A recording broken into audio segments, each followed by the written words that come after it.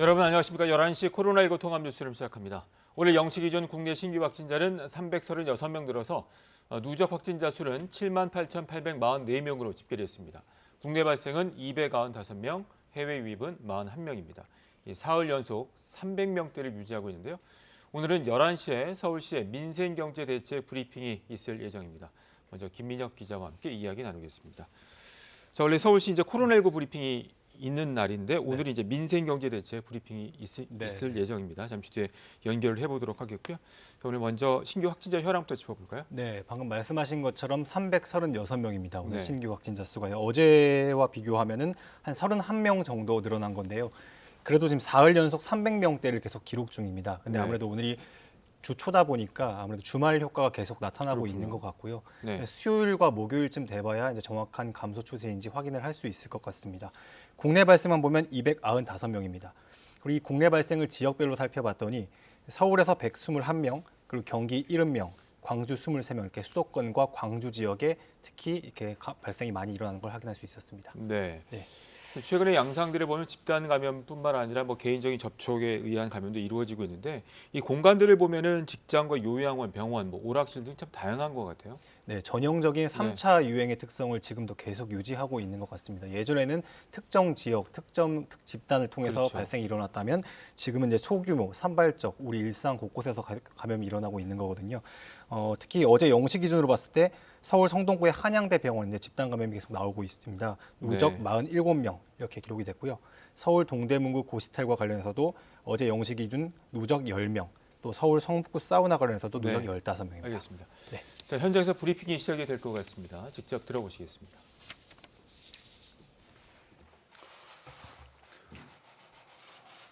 네, 서울 시민 여러분, 서울시장 권한대행 서정협입니다. 오늘 0시 기준 서울 지역 코로나19 확진자 수는 전일 대비 128명이 증가한 총 24,395명입니다. 시민들께서 희생과 헌신으로 동참해 주신 덕분에 서울은 다시 한번 위기의 정점에 서 있습니다. 서울의 일일 신규 확진자 수는 지난달 7일부터 한 달 가까이 100명대 수준을 유지하고 있습니다. 그러나 지난 1년간의 수많은 고비를 통해 우리는 마음을 놓는 순간이 가장 위험한 순간이고 대유행의 위기는 언제든 찾아올 수 있다는 것을 학습했습니다. 정부와 서울시가 5인 이상 사적 모임 금지 조치를 골자로 한 현행 사회적 거리두기 조치를 2주간 연장하기로 한 것도 어렵게 이룬 감소세를 유지 강화하고 선제적 방역을 펼치기 위한 고심 끝 결단입니다. 1,000만 인구가 밀집돼 살고 있는 서울의 경우 곧 본격화될 백신의 안전적 접종과 차질 없는 3월 개학, 봄의 길목에서 시민들의 소중한 일상을 회복하기 위한 고도의 경각심이 필요한 시점입니다.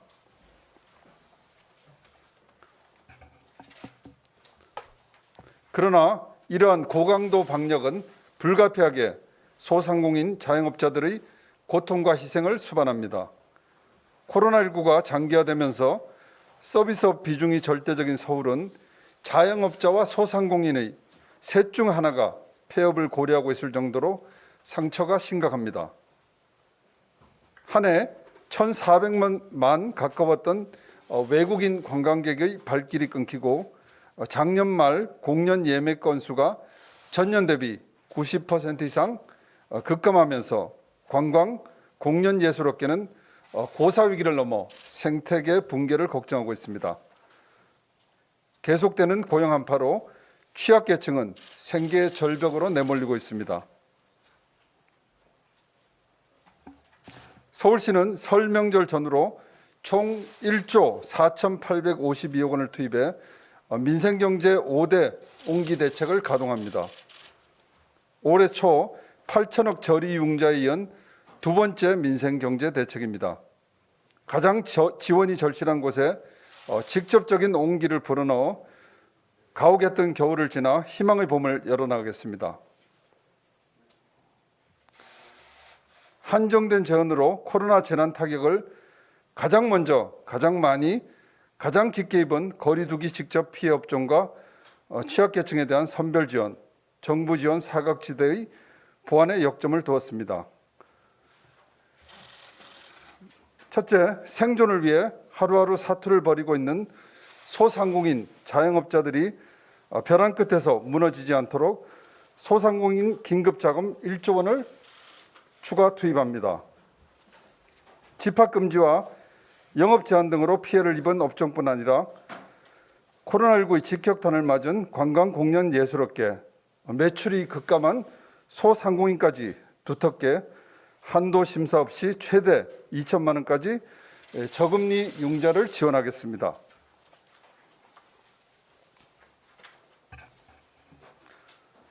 올 1월 지원을 시작한 8천억 원이 한 달 만에 소진될 만큼 현장의 요구는 절실합니다. 서울시는 임대료, 인건비 등 당장의 고정비용 부담을 덜어드리도록 신속성에 방점을 두고 지원하겠습니다.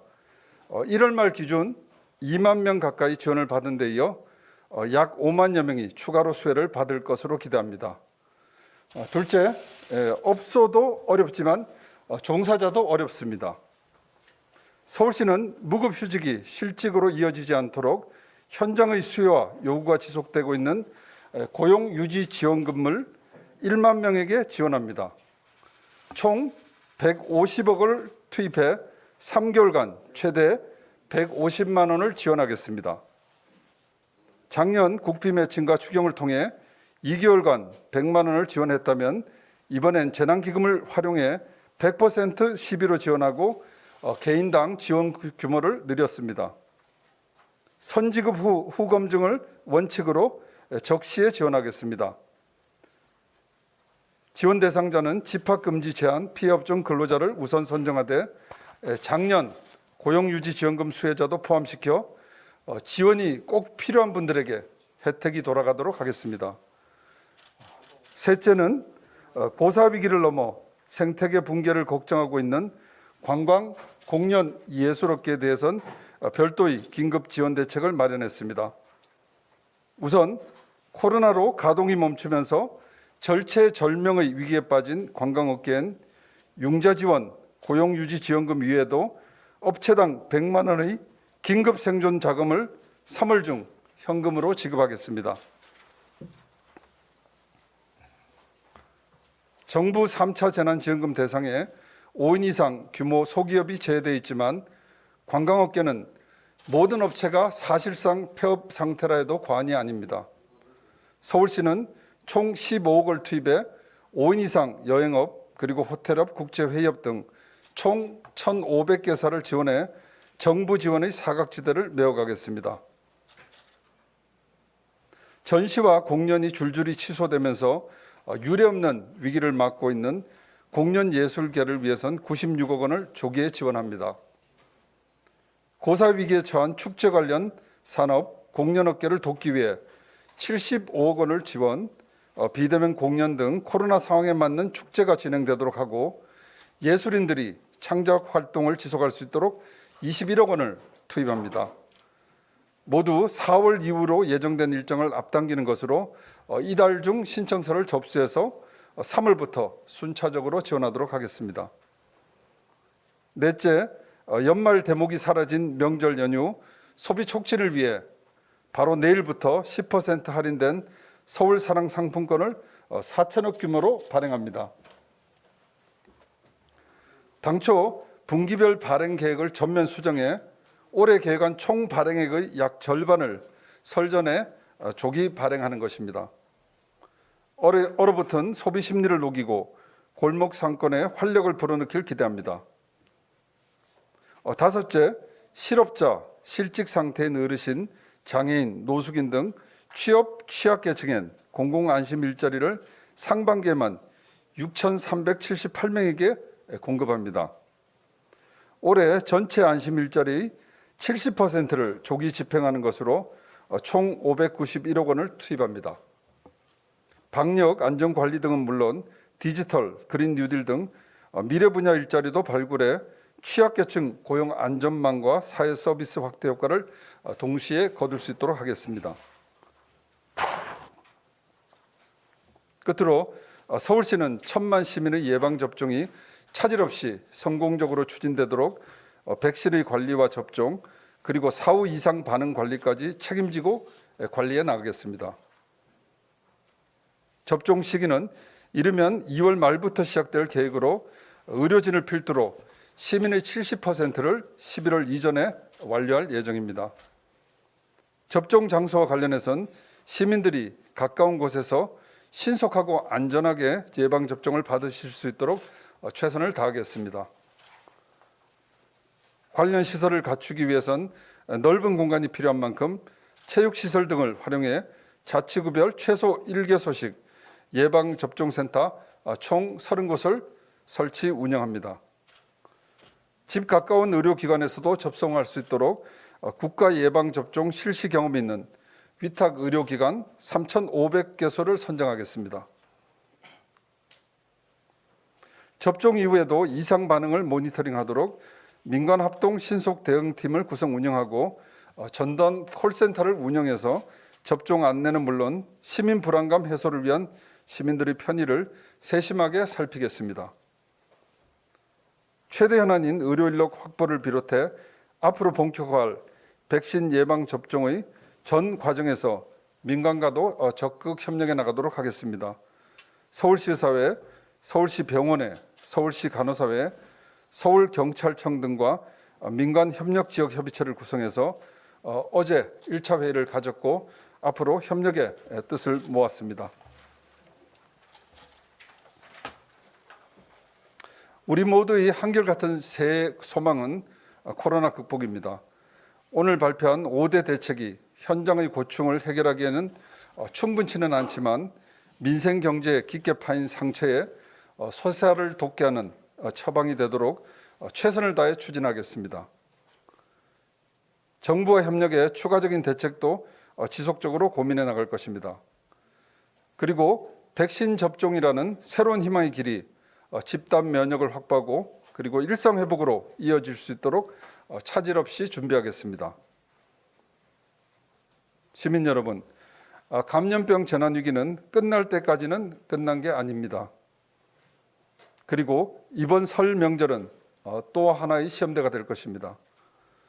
지금은 우리에게서 다시 멀어진 일상, 민생 경제가 조금이라도 더 빨리 제자리를 찾을 수 있도록 가족과의 만남과 모임은 물론 고향 방문과 성묘는 자제해 주시기를 간곡하게 당부드립니다. 감사합니다.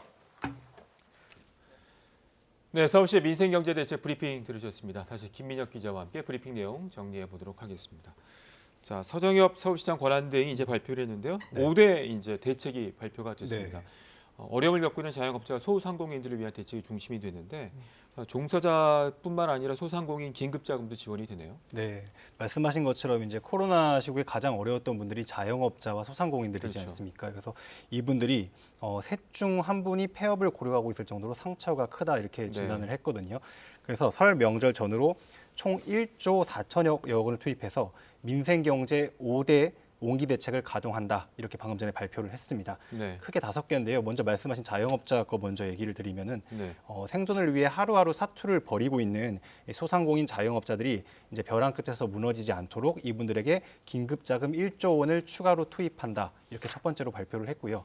두 번째로 이제 업소도 어렵지만 거기서 종사하시는 종사자분들도 그렇죠. 어려운 건 마찬가지잖아요. 그래서 이제 이분들이 무급휴직이 실직으로 이어지지 않도록 현장 수요가 계속되고 있는 이 고용유지 지원금을 1만 명에게 지급한다 이렇게 밝혔습니다. 알겠습니다. 또 문제가 되는 것 중에 하나 이제 관광 공연업계, 특히 관광업계 같은 경우 이제 폐업을 하시는 경우가 참 많이 있는데 관련해서도 지원이 있고 또 소비 촉진 관련도 대책이 있네요. 네, 맞습니다. 특히 이제 관광 거의 뭐 많이 줄었지 않습니까? 네. 또 공연, 예술, 전시 많이 줄었는데 이분들을 위해서 별도의 긴급 지원 대책을 또 마련을 하기로 했고요. 또 한 가지가 이제 명절 전후로 소비를 조금 촉진시키기 위해서 바로 내일부터입니다. 10% 할인된 서울사랑 상품권을 4천억 규모로 발행하기로 했습니다. 또 마지막으로 실업자나 실직 상태의 어르신, 노숙인 등 이제 사회 취약계층들을 위해서 공공 안심 일자리 상반기에만 6,300여 개를 이제 공급한다 이렇게 방금 전에 발표를 했습니다. 알겠습니다. 자, 이번에 이제 코로나19 관련 또 소식을 이어가 보도록 하겠습니다. 오늘 아침 이제 중대본 회의에서도 언급이 됐습니다만 네. 이 설 연휴 관련해서도 좀 대책들이 나오고 있죠. 네, 이제 설 연휴가 이제 네. 일주일여 앞으로 다가왔기 때문에 중대본에서도 가장 신경 쓰고 있는 부분인 것 같습니다. 한마디로 얘기하면 이번 연휴에도 지난번 추석 연휴처럼 방문을 최대한 자제해달라, 네. 또 여행도 최대한 자제해달라로 요약될 수 있을 것 같고요. 그리고 그때 설 연휴 특별 방역 대책도 지금 진행 중이거든요. 대표적인 거 한 3개만 말씀드리면 KTX 같은 열차, 고속열차가 네. 창가 측 좌석 50%만 이제 예약을 할 수 있고 또 고속도로 통행료도 이제 유료로 전환돼서 이제 아마 시행될 것 같고요. 네. 또 마지막으로 휴게소에서 우리가 음식을 많이 사 먹지 않습니까? 이것도 포장만 가능하도록 이렇게 진행이 될 것 같습니다. 네. 이제 설 연휴까지 현재 거리두기 단계가 이제 연장이 됐는데 그 배경들을 보면 아직도 신경 써야 될 부분이 많을 것 같아요. 네, 맞습니다. 아직까지 상황이 녹록지 않다고 네. 평가를 하고 있는 건데 지난 한 주 하루 평균 국내 발생이 418명 정도로 잡히고 있습니다. 그런데 저희가 저번에도 말씀드렸지만 2.5단계에서 2단계로 내리려면 가장 핵심 지표가 300명대로 내려와야 되거든요. 그래서 엄밀히 말하면 아직 내릴 수 없는 단계인 겁니다. 그래서 이 수치를 좀 지켜봐야 되고 또 한 사람이 얼마나 감염시킬 수 있는지 나타내는 감염 재생산 지수 또한 다시 1에 근접해서 상승하고 있는 상황이기 때문에 이게 네. 좀 얼마나 내려갈지도 좀 지켜봐야 할 것 같습니다. 확산세가 좀 꺾이는 줄 알았더니 지난주에 저번에 IM 선교회 네. 또 최근 아까 말씀드린 것처럼 다양한 소규모 집단 발생이 나타나면서 이게 발생이 계속 늘어나고 있거든요. 그래서 이게 일시적인 건지 아니면 다시 확산으로 반전된 건지 알 수가 없기 때문에 그렇군요. 설 연휴를 앞두고 무작정 풀 수만은 없지 않겠습니까? 그래서 네. 좀 더 지켜보고 이제 하겠다 이런 취지로 이해하시면 될 것 네. 같습니다.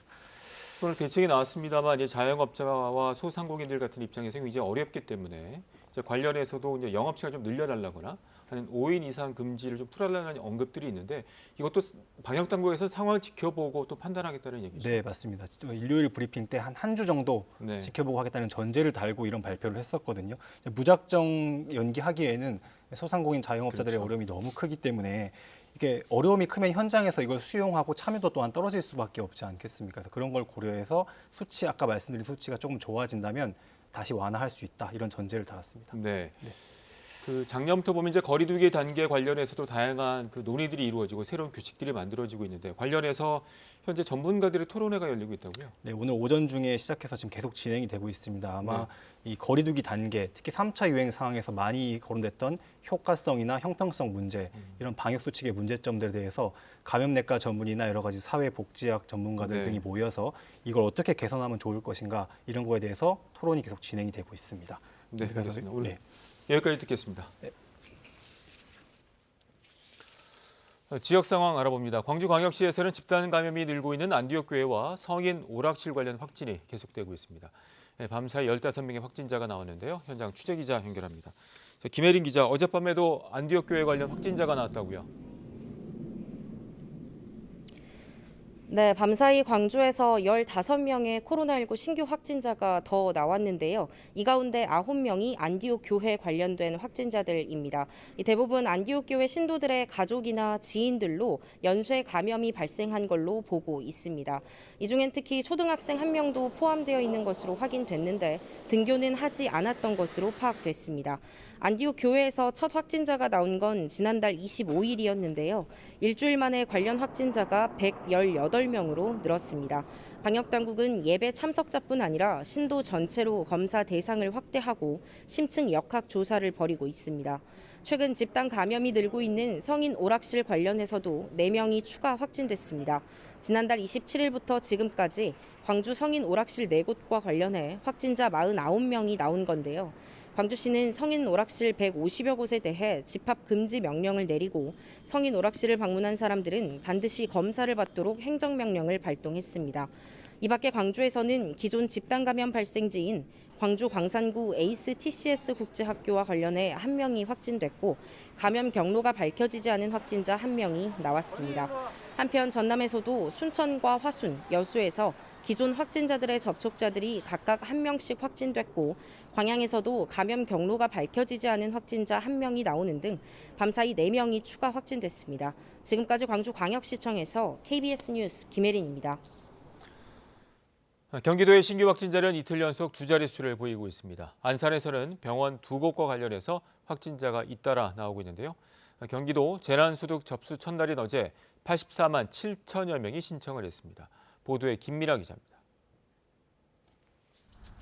안산의 병원에서 확진자 3명이 추가로 나왔습니다.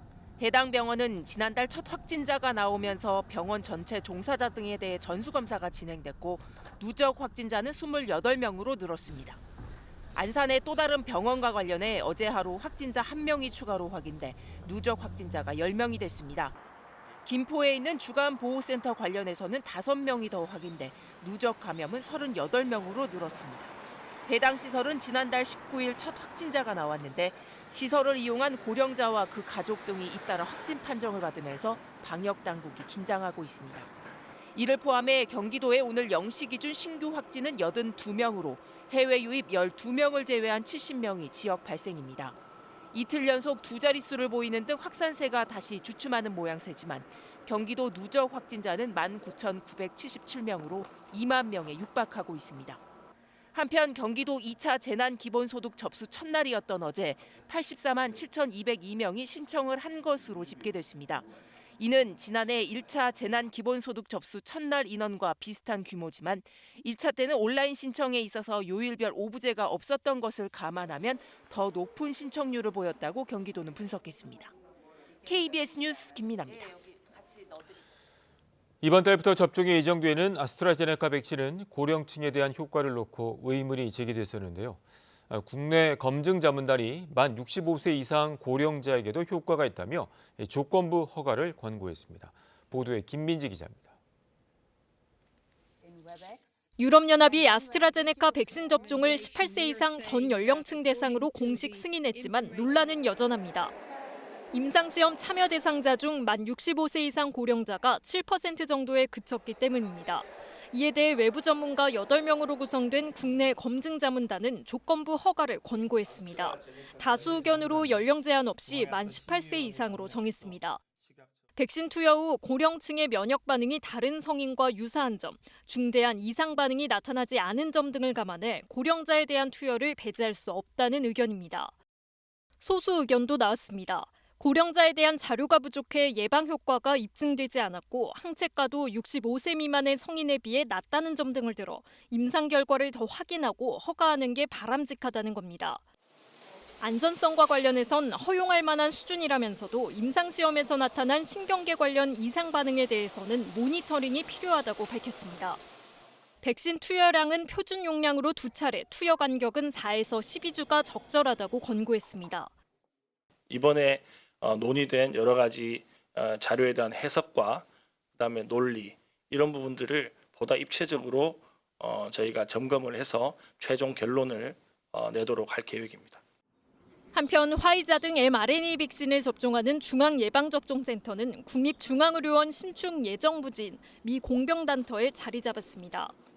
화이자 백신 약 6만 명분이 이달 중순 이후 들어올 예정인데 코로나19 환자를 치료하는 의료진이 이곳에서 첫 접종을 받게 됩니다. 예진 의사 인력과 접종하는 간호사 인력으로 하고 있는데요. 4팀씩 운영을 했을 때 초기 목표는 600명으로 잡고 거기서 감소시키거나 아니면 증가시키거나 할 예정입니다. 식약처는 아스트라제네카 백신과 관련한 품질 자료를 심사하고 오는 4일 중앙약사심의위원회에서 자문 결과를 공개할 예정입니다. KBS 뉴스 김민지입니다.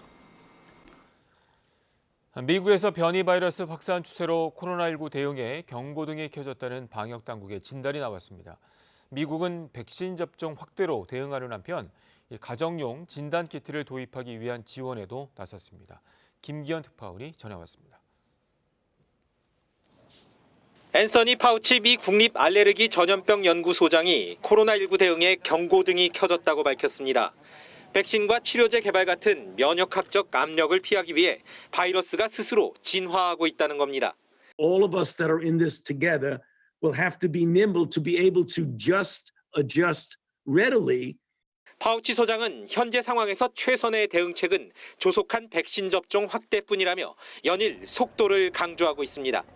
바이러스는 복제 과정에서 변이되는데 백신을 널리 접종해 복제할 틈을 주지 않겠다는 계산인 겁니다. 미국에선 현재까지 모두 3종류의 코로나19 변이 바이러스가 확인됐고 방역 당국에 보고된 감염자 수는 470여 명입니다. 이런 가운데 미 국방부와 보건복지부는 가정용 코로나19 진단 키트 보급에 주력하겠다고 밝혔습니다. 신속한 결과와 함께 높은 정확성이 특징이라며 생산을 확대하기 위해 우리 돈 2,500억 원이 넘는 예산을 투입할 계획입니다. The results to your smartphone in about 15 minutes. Making easier to use tests available to every American is a high priority with obvious benefits. 미 방역 당국에서 존슨앤존슨이 개발한 백신 사용을 조만간 승인할 것으로 알려진 가운데 한 차례 접종으로 끝나는 새로운 방식이 코로나19 대응에 어떤 영향을 끼칠지 주목됩니다. 워싱턴에서 KBS 뉴스 김기현입니다. 다음 소식입니다. 정부가 북한에 원자를 지어주는 방안을 추진했다는 문건을 두고 논란이 이어지자 산업통상자원부가 해당 문건을 전격 공개했습니다. 불필요한 논란을 멈추기 위해서 문서 공개를 결정했다고 밝혔는데요. 김유대 기자가 보도합니다. 산업부가 공개한 문건은 모두 6페이지로 구성된 북한 지역 원전 건설 추진 방안. 지난 2019년 12월 산업부 공무원이 삭제한 북한 원전 관련 17개 문서 가운데 하나입니다. 2018년 4월 27일 1차 남북 정상회담 이후 작성됐습니다. 내부 검토 자료, 정부의 공식 입장은 아니라며 문서는 시작됩니다. 먼저 미국, 일본 등과 공동으로 북한 원전 건설과 관련한 의사결정 기구를 구성하는 방안을 제시합니다. 산업부가 검토한 북한 지역 원전 건설 추진 방안은 크게 3가지. 첫 번째 안은 과거 한반도 에너지 개발 기구, 캐도가 경수로를 지으려던 한경남도 금호지구에 한국형 차세대 원전 2기를 건설하는 방안. 이 안에는 탈원전 정책으로 공사가 중단된 신한울 3, 4호기용 원자로를 활용하는 내용도 포함되어 있습니다. 두 번째 안은 비무장지대, DMZ 내에 원전을 건설하는 방안. 세 번째 안은 공사가 아예 중단됐던 신한울 3, 4호기 공사를 재개해 완공한 뒤 송전망을 통해 북한에 전력을 보내자는 안입니다. 문서에서는 각각의 방안에 대해 장단점도 상세히 분석했고 3가지 안 가운데 이란이 설득력이 있다는 검토 의견도 내놨습니다. 산업부는 문서를 공개하며 정부 정책으로 추진된 적 없고 북한 원전 건설을 극비리 추진했다는 주장도 사실이 아니라고 거듭 강조했습니다. 아이디어 차원에서의 검토한 보고서이므로 구체적인 내용은 없습니다. 동 자료는 내부 검토 자료로서 종결되었습니다. 산업부는 불필요한 논란 종식을 위해 정보공개심의위원회의 심의 의결을 거쳐 이번 문건 전문 공개를 결정했다고 밝혔습니다. KBS 뉴스 김유대입니다. 코로나19 통합 뉴스룸은 잠시 뒤 12시에 이어집니다. 고맙습니다.